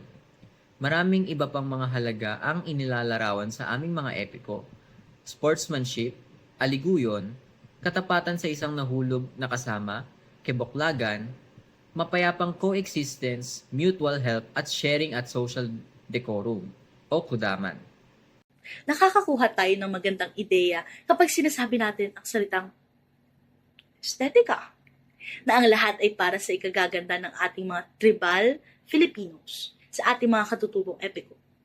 Tulad ng ipahayag sa kanilang mga kagustuhan sa damit, personal na pag-aayos at palamuti, sa kanilang konsepto ng panlalaki at pambabae na kagandahan, sa paraan ng pagdekorasyon nila sa kanilang mga tahanan, at kanilang mga kasangkapan sa bahay at armas. Sa mga epiko, ang gwapong bayani ay isang matangkad, maladyos, kaaya-aya kung ikukumparan sa ibang mga palawans. Napakapayat na ang isang karayom ay maaaring tumagos sa kanyang baywang. Sinusuot niya ang kanyang buhok na mahaba, may langis, nagsuklay at nakatali sa isang buhol bago siya pumunta sa isang paglalakbay o isang labanan. Nag-file siya ng kanyang mga ngipin, may mga palamutuan na ginto upang kapag ngumiti siya ay kumikislap, tila tulad ng isang kidlat. Samantalang ang mga nakakalat na sanggunian sa kagandahan ng mga heroine o ang mga babae sa ating epiko ay binibigyan diin ang kanilang nakakabighaning ganda at ang kanilang pagkapayat, pagiging kaaya-aya ng kanilang mga figura. Ang kagandahan ng pangunahing tauhang babae ay madalas na inihahambing din sa araw. Gaano nga ba kaganda ang araw, di ba? Ang epiko ay labis na pinahahalagahan ng mga grupong etnolinguistiko ng Pilipinas dahil patuloy itong makabuluhan sa kanilang mga buhay. Nariyan pa rin ang mga okasyon para sa pagkanta o pag-awit ng mga ito, ang peace pacts at prestige feasts para sa mga kalingas, harvest at wedding times para sa ifugaos, at mga espesyal na okasyon na tumatawag para sa isang buklog sa mga Subanon. Ang ating mga katutubong epiko ay palaging magiging isang mahalagang bahagi ng panitikan at kultura ng katutubong Pilipino dahil naitala nila ang bahagi ng ating pambansang karanasan. Sila ang may-ari ng mga kaugalian at paniniwala, palutuntunan at ritual, pagsasalo at kapistahan, at higit sa lahat, ang mga pinahahalagahan na kayamanan ng mga tribal na Pilipino. Mayaman sa katutubong panitikan ang Pilipinas. mula sa pag-usbong ng mga karunungang bayan na pinanday ng talas ng isipan, sa paghimig ng mga awiting bayan na sumasalamin sa pang-araw-araw nating buhay, at sa pagsibol ng mga salaysaying bayan na naglayong sagutin ang maraming tanong ng mga ninuno nating Pilipino tungkol sa ating kapaligiran at buhay. Masasabing ang katutubong panitikan ay mga kwento at salaysay ng ating nakaraan. Sa patuloy na pag-inog ng kontemporaryong mundo, mahalagang maunawaan ang kasabayan ng mga aral at dunong na maaari nating makuha mula sa katutubong panitikan. Krusyal itong pag-aralan at saliksikin dahil ito ang pamana ng ating nakaraan. Patunay itong may buhay tayong lipunan sa panahong wala pang dayuhan ang sumasakop sa ating mga kapuluan. At higit dito, ang sumasalamin sa mayaman nating kultura at paniniwala na inuluwan ng mga salinlahi ng mga Pilipino, ang nagpanday sa sarili nating mga wika, ang mga kwento at awitin nagbubukod sa atin sa ibang lahi, ang tapayan ng ugat at binihirang nakalipas na dadalumatin pa ng mga susunod na henerasyon. Tayo, bilang mga alagad ng media at scholar ng bayan, ay may magagawa upang paunlarin at ilapit ito sa mga mamamayan. Tanungin lamang ang sarili, ano ba ang kaya kong gawin? Kung ikaw ay marunong magsulat, gumuhit at magpinta, subukang maging paksa sa inyong mga sini ang mga katutubong panitikan, partikular ang karunungang bayan, ang awiting bayan, at mga salaysaying bayan. Sa media, nakatutuwang mabatid na buhay at ginagamit ang mga salawikain sa radyo at telebisyon. At bilang susunod ng mga tagapagtaguyod ng mga ito, ipagpatuloy natin ang pag-ere ng boses ng katutubong panitikan nang maabot nito ang ating mga tahanan at komunidad. Aminin man o hindi, buhay ang katutubong panitikan sa ating kultura at pang-araw-araw na buhay, lalong higit pa sa mga probinsya at lalawigan. Buhay pa rin ang takot at paniniwala ng mga tao sa mga lamang lupa at mga Diyos at Diyosa. Ang alamat at bugtong ay bahagi pa rin ng kulturang Pilipino mula sa loob ng tahanan hanggang sa mga paaralan. Sa pagharap ng hamon sa buhay, ang mga salawikain ay nagluluwal ng gabay at patnubay. At sa bawat pagtatanong, nalilinang ang ating pagtataka sa mundo. Nagiging kritikal tayo upang sagutin kung sino nga ba tayo bilang mga Pilipino. Sa huli, ang katutubong panitikan ay tapayan ng mga aral at gabay. Sa landas at mga danas ng buhay, kasama natin ang mga ito, nagtuturo, humuhubog ng ating pag-uugali at pagpapahalaga, at nagbubukas sa ating sarili na humiraya at pandayin ng talas ng isip. Sa panahong itim ang kulay ng pagkakaisa at namamayani ang kasamaan laban sa kabutihan, mahanap nawa natin mula sa mga katutubong panitikan ang mga aral na dapat nating mabatid sa kasalukuyan. Magbasa, makinig, magbahagi. Ito ang pangkat-anim, nag-uulat.